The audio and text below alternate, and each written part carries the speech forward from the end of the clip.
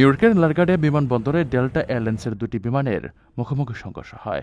একটি বিমান ভার্জিনিয়া রোয়ানোকের উদ্দেশ্যে উড়ানোর জন্য প্রস্তুত ছিল, আর অপরটি শার্লট থেকে এসে পৌঁছেছিল। সংঘর্ষটি টেক্সাসে ঘটে, যেখানে ভার্জিনিয়াগামী বিমানের ডানা অপর বিমানের পেটে লেগে যায়।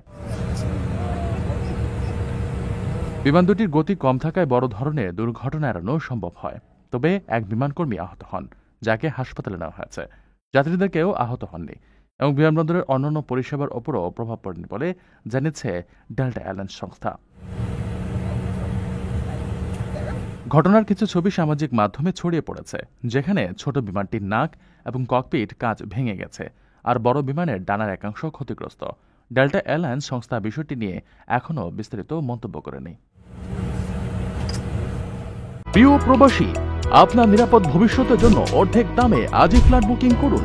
ঢাকায় প্রবাসী সিটি দিচ্ছে সীমিত সময়ের স্পেশাল অফার। জমি ও ফ্ল্যাট একসাথে। যোগাযোগ করুন স্ক্রিনে দেওয়া নম্বরে।